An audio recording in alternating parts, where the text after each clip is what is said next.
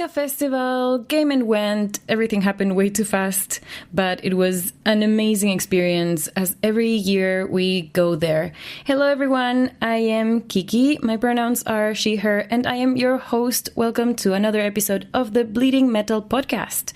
Today we are going to have a recap and summarize all of our experiences during Tuska Festival in Helsinki and making the Tuska Forum by Bleeding Metal. But I am here with my lovely co-hosts. My name is Suzana. My voice is almost gone, but I am not. And Martha, my pronoun. Yes, and the three of us were in Helsinki 2 weeks ago. We are recording on July 18th. When you listen to this, if you listen to this on the day of release, it will be a month after the festival. But honestly, I think I am still coming out of the post-festival blues. Yeah, me too. Yeah, absolutely. Yeah. It was such a highlight of the year. We had been working on the Tuska Forum all year long, and so I think I'm grieving the project, especially since, as we just announced on social media, we had a little bit of unforeseeable error in the recording process of our interviews and panels, and the files that we got were just empty. And that is super sad because we were planning on these 10 sessions to become 10 more episodes of the podcast. And now we can't give them to you all out there. And some people were actually looking forward to them, including ourselves. So we're so sorry to have to bring you those news, but we will make the best out of it, or we will try at least to summarize all of the talks that we had with these amazing guests. I'm not too sad about it because I think it makes the live experience a little more special. There's a reason we go to concerts, right? Because it is a unique thing and you have to be there, or there will be videos and this and that, but it's not the same as being there and being part of it. So I think it's like that. But let's start with our trips to the festival. And Suzana had the longest one. So do tell us about that. Oh my God, it could go on and on. Those of you who don't know, I am Brazilian. I live in Brazil. I live in Recife. That's the northeast of Brazil. The whole trip from Recife to Helsinki takes 24 hours. If you just add the time spent on flights and also the time you spend just waiting at airports for the next connection. So yeah, it was a 24-hour trip there. You just get there. You don't know who you are anymore. You don't know your name. You don't know what day of the week it is. It's very confusing. Are you a good sleeper? I am a very good sleeper. Okay, that's good. I can sleep on planes, but I was very lucky. I got very good flights, a good time. I didn't have to travel too much in the middle of the night or early in the morning, so that was great. But still, it's a super long journey. I was very tired the first day. It was fun. It's part of the whole thing, and a whole adventure on its own, for sure. You got there at the same time as me, I think. I arrived on Monday afternoon. I only had a 2.5-hour flight. No, it's crazy because my family that lives in São Paulo, I visit them quite a lot. Mm-hmm. And it's a 3-hour flight from here to São Paulo. And I'm always like, it's too long. And then when I'm going to Helsinki, the last flight was Paris-Helsinki, and it's around 3 hours, I think. But I was like, that's a short flight. That's great. I love it. Yeah, it took me way more than 2.5 hours, but it was pretty chill. I arrived with one of my best friends from Norway, so it's a pretty cool thing too. We don't get to see each other that much. And it was also Pride weekend, during Tuska weekend. It's always at the same time, so we were able to attend some of the festivities, as I always try to do, and that was a lot of fun. And then on Thursday, Martha also joined us. We had a little trouble getting there because me and my friend Jasmine, we thought about taking the cheapest flight with the stopover in Munich. And so our first flight from Cologne to Munich was already delayed, and we had a really small window to catch the next flight. But luckily, the next flight was also delayed, so we arrived in Helsinki maybe an hour late. It was like a Deutsche Bahn, like a German train moment for us, but with planes. But we had a really good stay. The only thing I couldn't wrap my head around was that it stays bright so much. Yeah. Like the sun really doesn't properly go down. And so I'm very sensitive to sunlight. On the one hand, it was pretty nice because I wasn't getting that tired in the evening. At least it was a lot later, but it was taking some of my energy levels. And then I woke up super early in the morning and I had to put back on my sleeping mask. And yeah, but I think it was pretty cool. We've been walking so much all weekend. I think I had like 25,000 steps a day. One of the reasons why I slept very good in the end. Nice. And on Friday, things finally kicked off.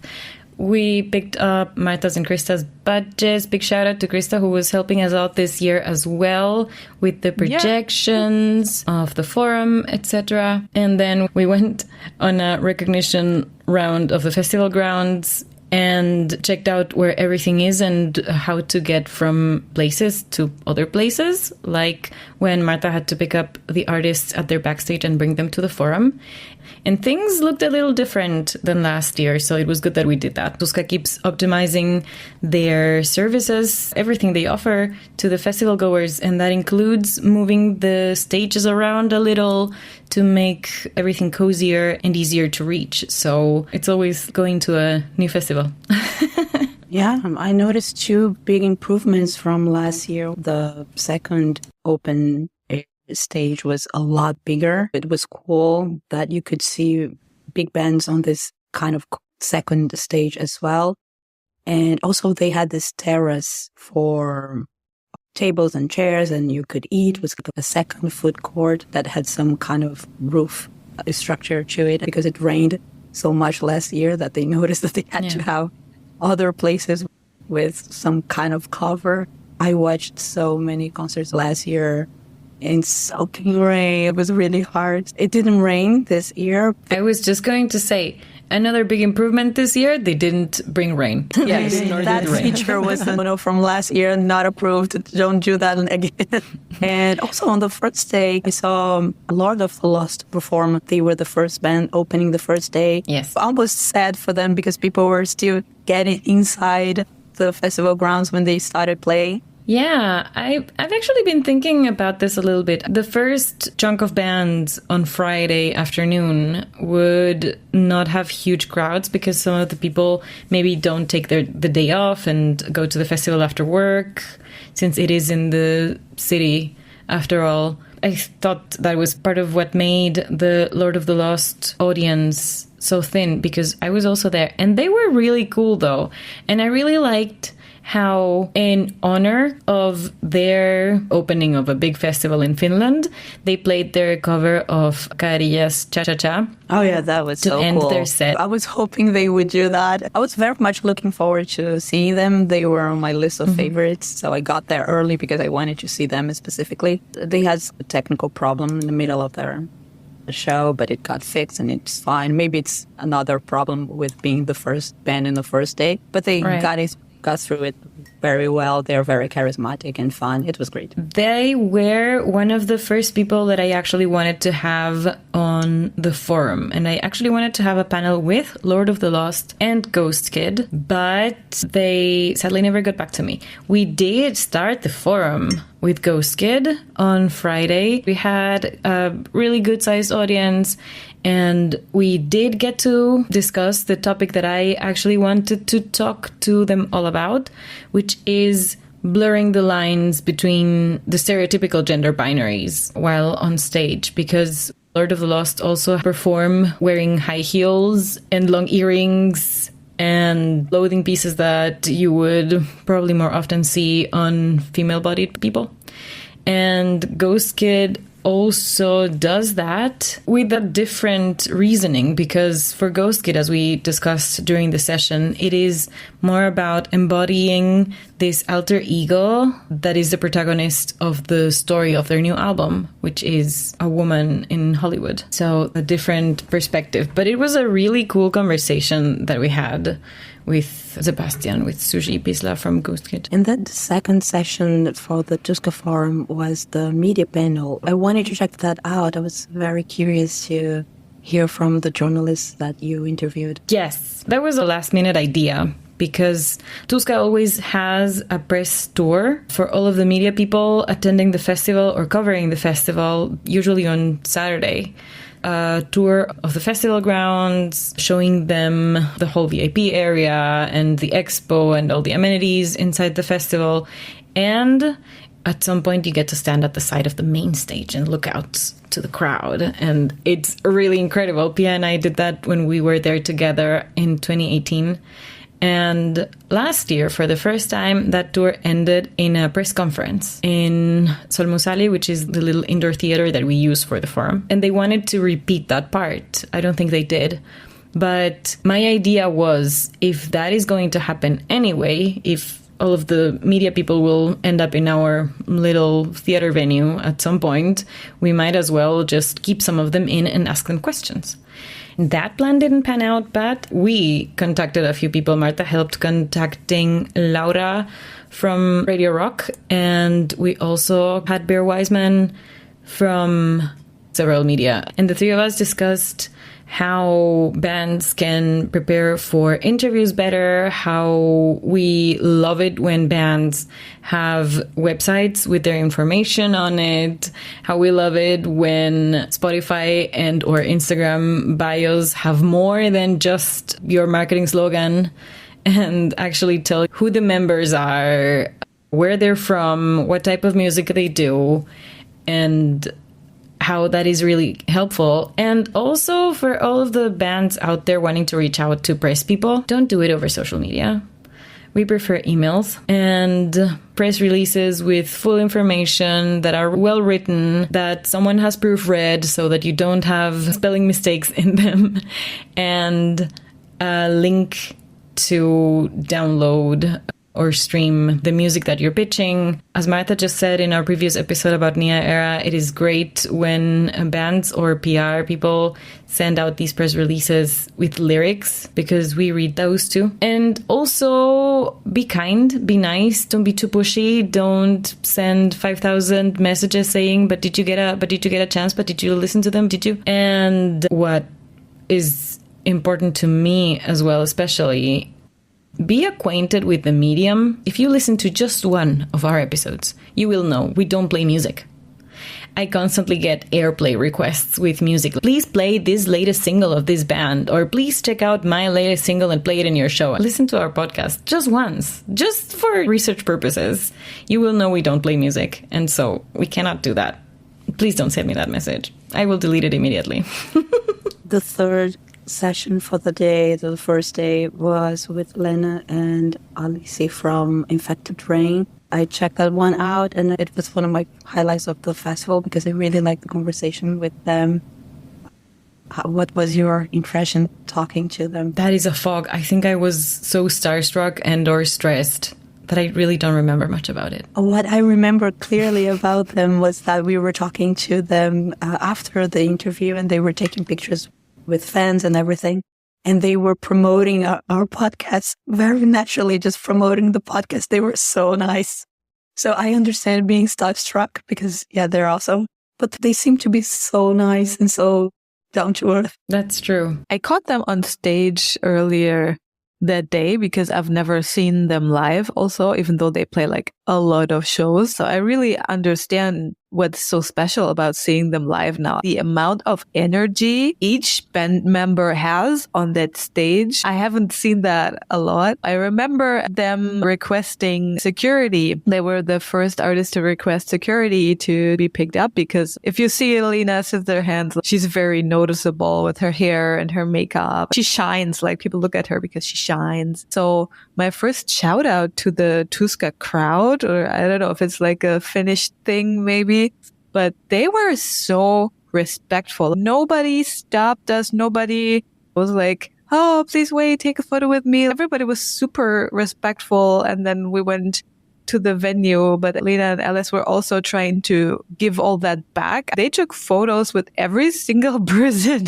who wanted to. They take their fan service very seriously, which I loved. Before the interview, Lena gave me her phone and asked if I could snap a few pictures, and then she would post it and she reshared it. She really supported our podcast. Thank you. Lena for doing that again. That was really cute. They were super Absolutely. awesome. Everything who came to the podcast were super nice people. There was no diva who was feeling above everything. Shout out to the artists at this point. I really like that. That is true. And what you were saying about Lena also says a lot about how trusting she was. Really just handed you her phone and kind of forgot about it. Like we had to remind her in the end. Wow. Lena, this is your phone. Please take it with you. Yeah, it was amazing. Really cool. With Lena and Alice from Infected Rain, we were talking about artistic autonomy.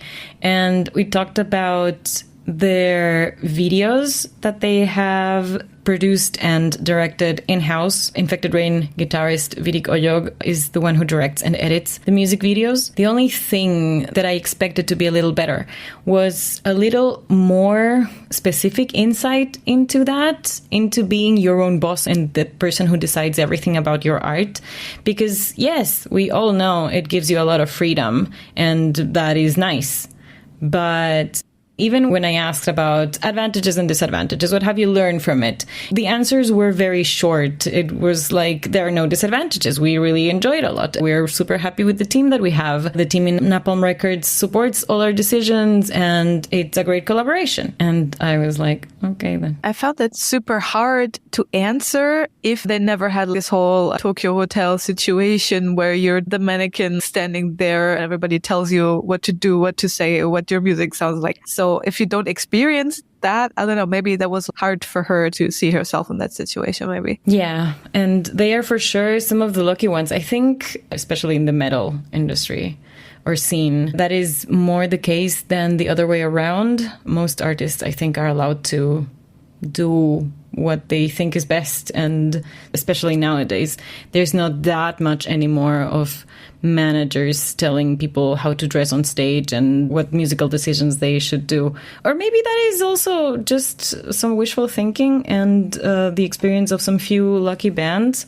So if artists out there are listening to this and they're like, oh my gosh, I have horror stories to tell you, please reach out. We're open to tell your story. But Lena and Alice from Infected Rain were just super nice about it. They also talked about, Lena was very open and she has done this in several interviews, but I do appreciate a lot the vulnerability that she shows when she talks about her experience having a very intense panic attack during the filming of one of their videos. And she told us that story at that moment as well. And we talked about, of course, mental health care and how it's really important also to open up about those experiences so that everybody knows that they are very prevalent in our society, in our day and age. And it's not a taboo anymore. I have a quote from Lena that I wrote it down while she was talking about this vulnerable moment that you're mentioning and how music helped her. She said, quote, "Music helps me survive every day. It gives me a place to be loved and accepted, no matter how ugly I am." End quote.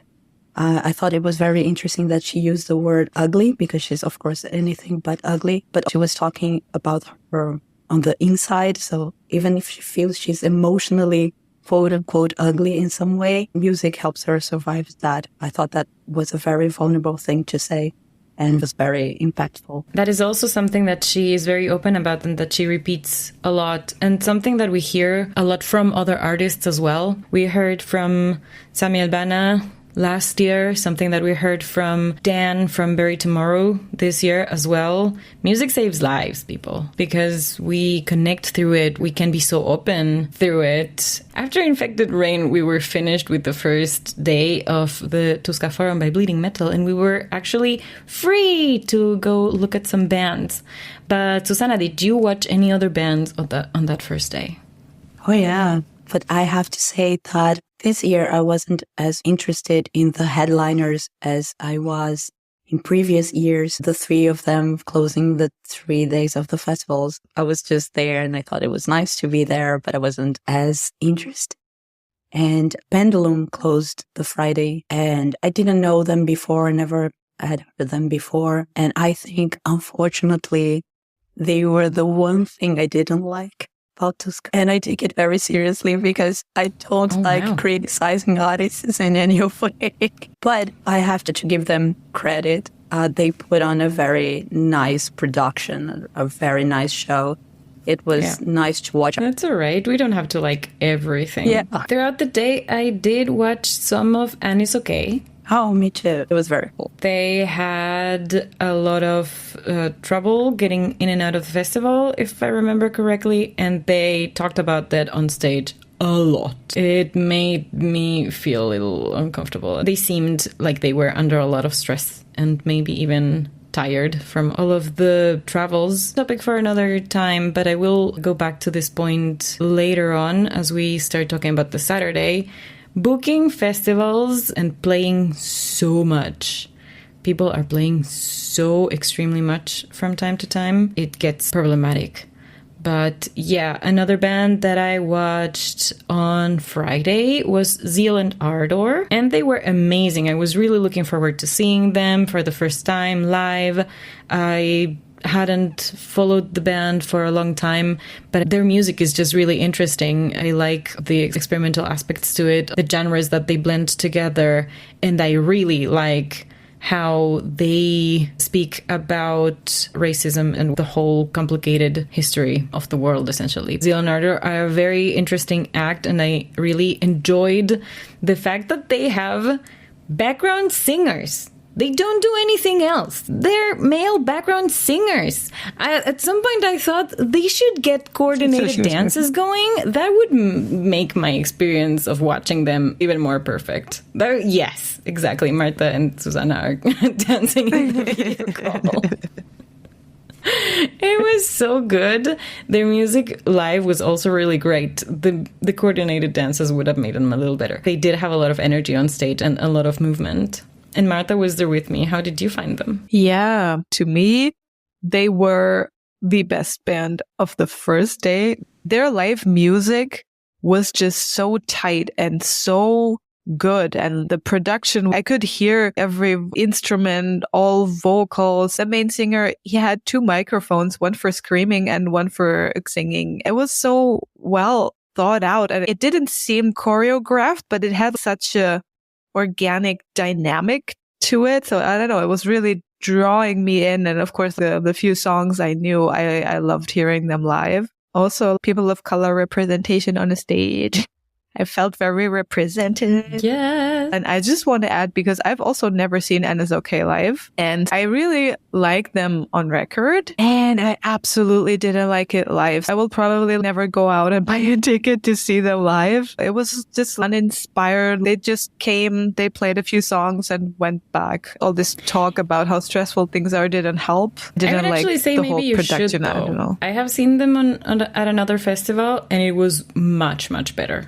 I saw them in 2022 in Stockholm, and it was a completely different thing.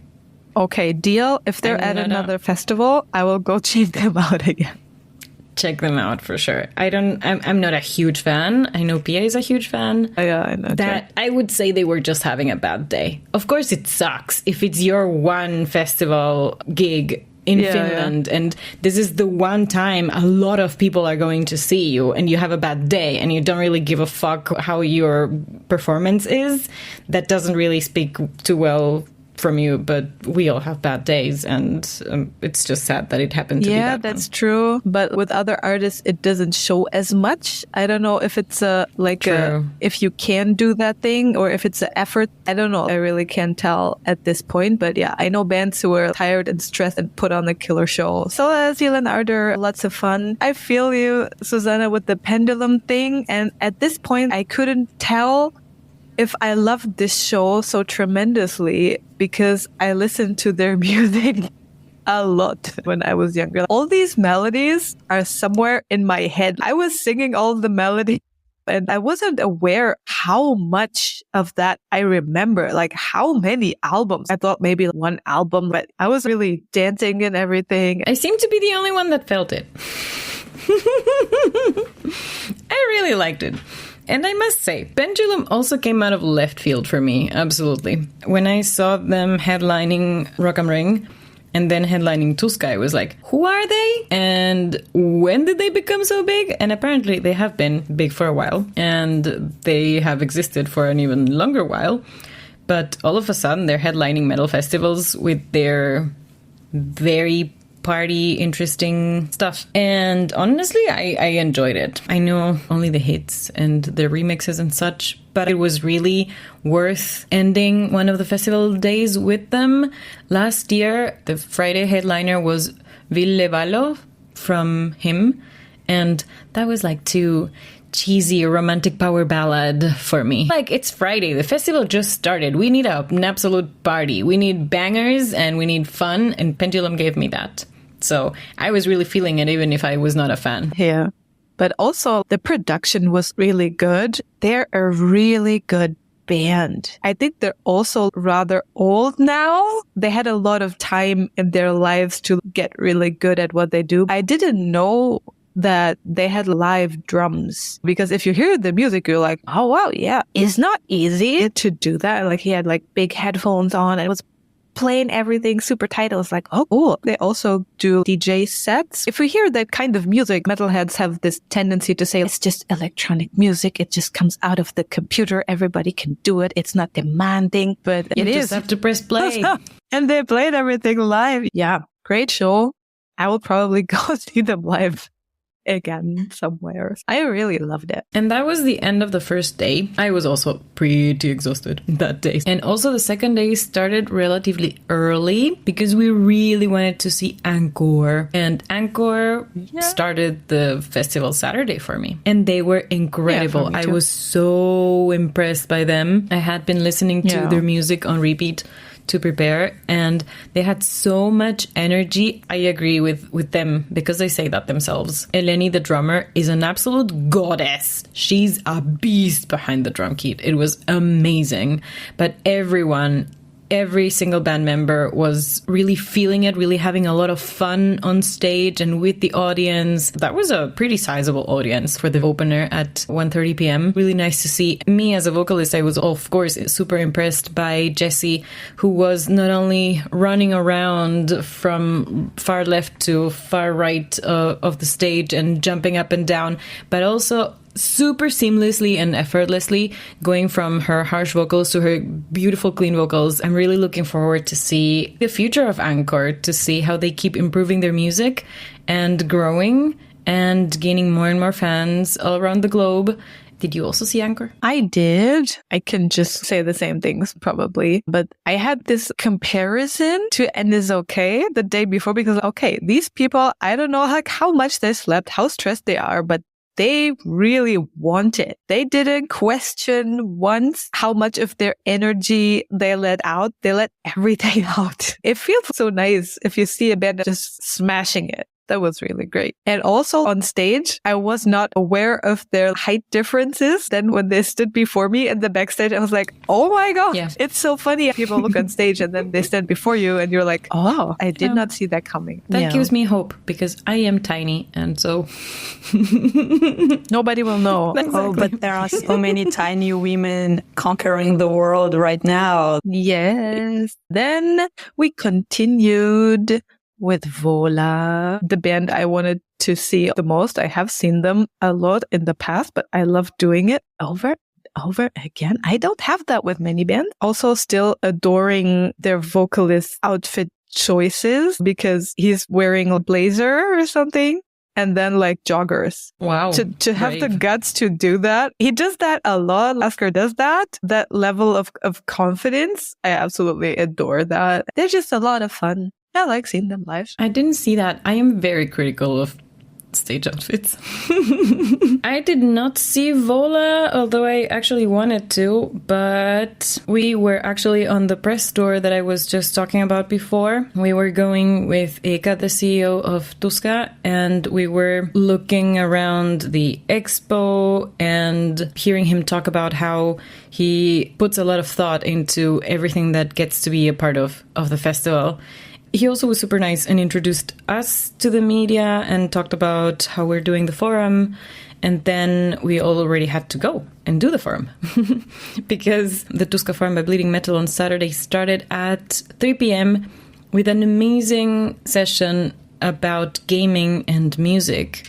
We had the audio designer from Remedy Games, Ville Sorsa, and two of the members of the Poets of the Fall, which is a band that exists in real life. But they also have a band called the Old Gods of Asgard in the Remedyverse, the universe of the different games that the studio designs and publishes. And with them, we talked about their collaboration, about how they compose the music of these games together, how they work. It was really interesting for me to see because I have played one of the games. I played Control, and there's this scene that we talked about in the session where you go into a building and it's a labyrinth, and the labyrinth keeps opening paths, and it either returns you to the beginning, or if you find the right path, it opens a further section, and then the music changes. And they were talking about how, as the game keeps developing, they sometimes have to call up the band and say, okay, we need 30 more seconds of this song, because the player can make mistakes and go to the beginning and have to start over. It was so mind-blowing to me to learn how they did that. And I really hope that we can have Ile or someone from Remedy on the podcast for real at some point. It was super cool to talk to them about that. There was also this funny moment. I asked, since they also play a band in-game and these characters exist in that universe, if I were to look up for the information, like we were talking about in the media panel, we want to know where they're from, we want to know the story of each of the musicians. If I were a journalist inside the game, would I be able to find all of that information in the lore? And they said yes. So that was really impressive. That also led to them saying, don't give us any ideas because we might do this in the game. And I was like, okay, if you're going to make a journalist in the game that talks to the band in the game, I want to be that. I can do some voice acting. Remedy, call me. And that was super cool. But it was the goal of this panel to learn about how bands can get into the game industry and maybe drive some growth and some revenue to the music industry as well from there. And they said that at least Remedy is very open to considering new musicians to collaborate with, and that a lot of studios are, and also a lot of indie game developers are very open to this. I mentioned this on the talk. I've seen people on social media, indie game developers, asking for bands to send them demos or albums so that they can include them in their games. And licensing agreements might be something you need to get informed before you do that. But their advice was to, just like for media and press, draft a nice email, get it proofread, have all of the information, have a nice press release, reach out to a gaming studio. They might just consider you. They might just include you in their portfolio. But also the advice was maybe know their games, know what you would be songwriting for, so that you know that it's a good fit. That was also one of the first sessions that we had on the forum that was absolutely full house. We had to turn people away because we only had a capacity of 120 humans in our little theater, and we actually had to turn people away. As Martha was saying before, big shout out to the security that was helping us out during that weekend at the Tuska Forum. They did a great job. They were super nice too. And the next session from then, we went on to Vola. And Martha, you picked Nikolai up, right? I did. I've been near them because we shared the same Euroblast big stage. The 1 year I played at Euroblast with my band Horizons. We had a sound check downstairs at the festival at the cellar, and Askar, the singer of Vola, he was just walking in front of the stage, giving us a listen on a sound check. And I was so starstruck. Like, I didn't know how my bass worked anymore. Like, I was like, okay, I have two hands. I don't know where they go. It was a lot. And I don't know, at some point I felt like I had to throw up because I was so nervous. And I've never felt that nervous, at least not in a long time. And I told this story to Nicholas, and he was like, it's so funny when you say these things to me, because to me, Askar is just my friend. Like, to me, he's the singer of one of my favorite bands in the whole world. But yeah, I think the next time I will be more chill because they were so chill, and I will be chill now. And yeah. Yes. But they were super nice. They're super nice people. Yes, indeed. Nikolai also was humble and down to earth. Super chill when we were having our interview as well. So the session was supposed to be called Touring Life with Vola and Make Them Suffer. But Make Them Suffer had to cancel literally on Thursday night. I received the mail with them canceling our panel because they had been on tour for 12 weeks. And they probably got something like what we were saying with Annie's Okay. They were playing a festival in Germany, then Tuska in Helsinki, and then flying back to the Netherlands to play on Sunday, which I think is very stupid. And I don't know who agreed to that. Okay, don't fire them, but at least tell them to not do that again. Because Bury Tomorrow did the same, but in the right order. They played Germany, then Netherlands, and then Helsinki, and that was their last tour, and so we could after party with them even, but not make them suffer. And after a 12-week tour run, it was absolutely understandable that they could not join us for the forum, that they just wanted to chill. And I think Annie's Okay had something like that as well. It just can be really concerning because we also had Bad Omens cancel the whole festival because the vocalist is burnt out. And it's no joke. We have to take care of ourselves, and artists have to take care of themselves. And if they plan tours like this, it can be really difficult. Of course, they want to take all of the offers that they can. And they want to play all of the gigs that they can, as many as possible. Not only the financial income, but also to play all of these places and see all of these fans. But it's not sustainable to do that for 12 weeks at once and then more. Because Make Them Suffer will be coming back to tour Europe with, again, Bury Tomorrow in this autumn. So just in a few months. And before that, they're touring Australia as well. So yeah, it is really amazing. But at the same time, please take care of yourselves and don't do stuff like that, or try not to. But yeah, Volas Nikolai was there with us. He was super chill, telling us about his kids and his family life, and like really just two normal people talking to each other in front of 100 others. I remember at some point he even asked the same question back at me. He was like, "What about you?" I was not expecting that. He was interviewing you. What I loved most about this interview as a young band or as a musician entering this whole industry, there seems to be a playbook. You have to do things like this and like that, but I have a life and this industry has to accommodate my life because I prioritize it, and it works. Yeah. When we tell our tour manager we can't be away from home longer than this time frame because I have to go back to my kids. I'm like, I knew this was an option, but I didn't think it was a thing you could actually do. So this opened up a whole new space in my head. This has to work with my life, and I don't have to change everything in my life to accommodate all these things in the music industry that have been like that. Exactly. Since, I don't know. Yeah, I really like that about this interview. So you can also make the rules. I think it's interesting that you said that because I myself have heard a lot of and read a lot of interviews about female musicians adapting to family and to motherhood. But only recently I've read about fathers and men doing that, prioritizing kids. And we don't hear much about that. I don't think it's a mainstream conversation yet about men touring the world and being away from their family for a long period of time. I don't think we're talking about this enough yet. So that was great that we got that in the forum. That is interesting to me that you two say that because I have a different perspective. And this just became clear to me yesterday while on a Twitch stream because someone said, it's funny how so many female singers in metal are in the Netherlands. And I was like, not really? It depends on what you're listening to. If you're listening to symphonic metal, yeah, a lot of them are in the Netherlands. But if you listen to other subgenres of metal, women in metal are everywhere. And in the same way, from your perspective, Suzana, you don't see a lot of fathers in metal talking about that, maybe. But talking about the Netherlands as well. Within Temptation, used to tour with their kids, and both of the parents were in the band.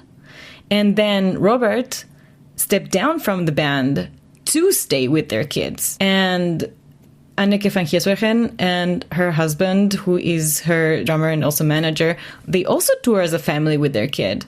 And they've always taken their son on tour with them. I do think that some things are more visible in some niches maybe, or we tend to talk about more things. But maybe it's just we have to shift our focus away from these stereotypical pictures of the men are the rock stars and they are doing all the things. And then if you dare to have children as a woman professional musician, and then you have to step down or stop or whatever, maybe also shift our focus away from those cases and pay more attention to the people who are parents, full-time touring, parents that don't do that as much. It's just about where we look and how well we're looking, maybe. But just there have always been women in metal. There have always been families in metal and in the music industry. And it's also super cool that we will get to talk about this in a little more length soon, because we will be interviewing Blue Spills. And motherhood seems to be a topic in their new album. But that is in an upcoming episode. So stay tuned. Don't forget to subscribe and follow us and such.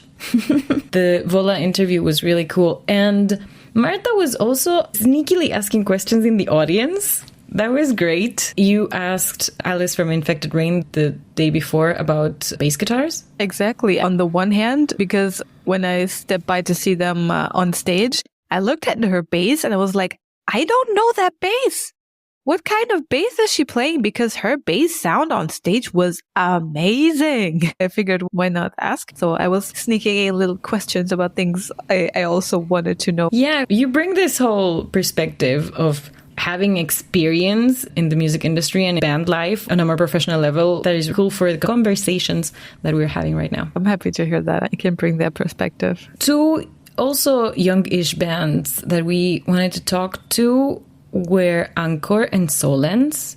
And we had Jesse and Eleni from Ankor and Marcus from Solens talk to us about modern metal, what it means. And I think it was Pia who, at least in this podcast, coined the term grandpa metal to talk about Metallica and older bands. And so we were talking about how Slipknot is now dad metal. So Metallica is grandpa metal, and Iron Maiden and AC/DC are even great grandpa metal, if we think about it. But they loved the term. They were all for establishing it. So I'm really happy that it caught on. We were also talking about how they are blending different styles of music and creating their own sounds, and how modern metal apparently is more of an umbrella term for everything that is not like thrash and classic metal, and as a differentiation from nu metal back 20 years ago, and also nowadays that it's making a comeback. So it was really interesting to talk to them about all of this and to hear their experiences about how both of them have gotten the feedback of you're not heavy enough, you're not metal enough. How they react to that and how they are not really bothered by those comments was really inspiring. Both bands were like, we should all just cooperate and make a song together about how it is to be called not heavy enough. If you ever hear that song, you heard it here first. We inspired it. Taking credit. At some point, they started interviewing each other, and I think they had a really great time just enjoying what they're doing. What I thought was really funny was also that Marcus of Solens, he said something like, we don't have advice for smaller bands starting out because we're the small band starting out. And I was protesting inside. Ooh, I'm in a small band. I know what it feels like to play a venue with 20 people or something. You're playing Tuska. I'm sorry to tell you, you're not a small band anymore. Also, Ankor, you're not a small band anymore. Not at all. I don't know. Maybe they're happy to hear that, but there was a lot to learn from that talk as well. That is so good to hear that we bring value and people learn from our talks. But you're not a small band either anymore. It's like a cycle now. There's always someone else telling you that you're not a small band anymore. You're telling Solens they're not small anymore, and I'm telling you Horizons it's not small anymore either. I'm the one about to have their first ever gig and release the first ever single. Yes. It's really good to have those moments to see how, yes, they are getting bigger and bigger. I hadn't followed Ankor for too long, but apparently they have a career of 20 years now, and they are bigger in South America, and yeah, they are playing opening slots in these bigger festivals right now, but they have a strong history already. And going back to what Martha was saying as well about learning so much and taking something from our forum, we had super heartwarming feedback from the audience. I want to thank them for that. So big shout out to all the people who came up to me after the sessions to say thank you, to say that it was a great session and it was a great interview. It really warms my heart. Thank you so much to everyone who made it possible, to Marta and Suzana, of course, to Krista, to Perto and Yusa, who helped us with the production again this year, to our friends in the security teams, to Yo-Yo and Yuta from the accreditations team, to Eka, of course, for giving us the opportunity again to do it, and to each and every one of you who attended, who were there.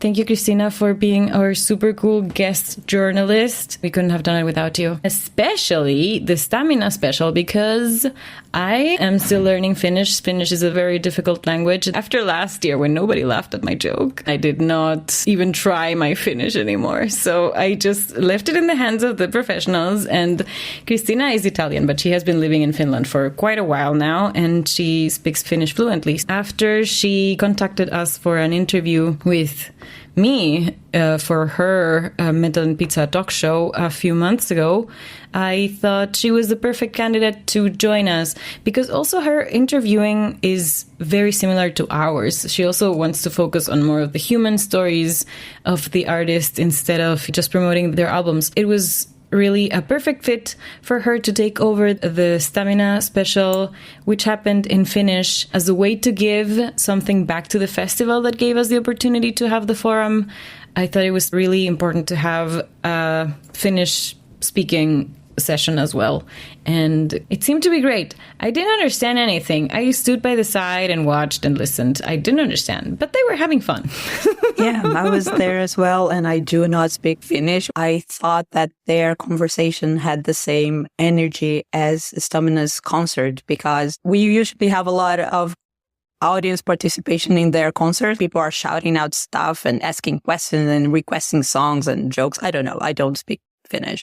But they are always talking to the audience and laughing. And I guess they have like regular jokes, the routine. And the interview at the forum was the same vibe. People were just talking. Even without any microphone, they were just yelling their questions or observations. Cristina and Kaika, they were cracking jokes and everyone was laughing. So yeah, I had the same impression. It sounded very fun. Hi everyone. I'm Cristina from Metal Pizza Talk Show, and I'm here to talk about my experience with bleeding metal during Tuska. I was asked by Kiki to be part of the Tuska forum and interview Stamina in Finnish, and it was such an honor to be part of it. Even if I interviewed Stamina many times before, still I was very nervous. It was the first time doing an interview live with people coming to see it, and it was the first interview I did in Finnish, and even if I speak Finnish fluently and I speak every day in my work life and so on, it was never in a music interview, but it went well. I had 5 questions ready. I have known Kaika, the bass player, since I think 2010. On that side, it was easy because I was talking with a person that I know. At the beginning, we talk about looking back to the band career. What changed and what is the same. More or less, there was not a big change, only age and weight, and people were laughing. Then Stamina is known for the music videos. In particular, in the past, they had interesting music videos. So if you don't know Stamina, I suggest you to check the videos, the older ones, because they are interesting. But yeah, we were talking about the social media. They have those amazing music videos. Why they are not on TikTok? Kaika was like, yes, we are on TikTok. And then it was that the Stamina crew, they have TikTok. I was sure that Stamina has TikTok. Then I ask who is the one that is in charge of Instagram, Facebook, and so on. And he is, Kaika is the one doing all the posts and so on. Then we talk about privacy and how this affect the marketing of the band. It was that it's great to be known and have a lot of people coming to the gigs to see them, but it's even greater to be able to go to the store, for example, without being recognized, just living a normal life beside the music life. And then he was joking, I don't want to be Karia, and talk about that most of them have other jobs and how they can balance those two things. He works from home, so for him it's easy. Then the band members are involved in a project with young musicians, to direct young musicians. Then I ask what he do before going on stage, and he said that he's warming up, jumping a bit. Then he was, maybe I look stupid when I'm doing these things. Then I was asking, what do you do right after, when the gig is over? So he raised his beer button, and then he was, and I'm going to shower if there is the opportunity, because of course not everywhere there is the shower. Then I was, if there is no shower, you can just drop some beer on you. And then he was, yeah, we have Mosh and Go. If you don't know, Stamina has its own beer called Mosh and Go, and the advertising is next level. I love those guys. They are so fun. Then from the people questioned, they ask how many times Stamina has practice. They live in different cities, in different regions of Finland. It doesn't happen so much, but before gigs they are doing more. There were a lot of questions coming, but then time was over. But yeah, it was nice. I felt great after, because I released all the tension, and it was so nice to meet almost all the girls from Bleeding Metal. It was a great experience, and I would like to do again, because I like challenge, and I know that my Finnish or my English, they are not perfect. They are far away from what perfection is, and I have this big accent, but the accent tells a story. The story that I maybe talk more than one language, and I want to embrace it and be proud of it. I'm really happy that Kiki asked me to be part of the forum. I'm so thankful. So thank you so much, Kiki, and let's hope to do it again. And yeah, a big hug to everyone. Yes, that was a lot of fun, and that was the last one for the Saturday.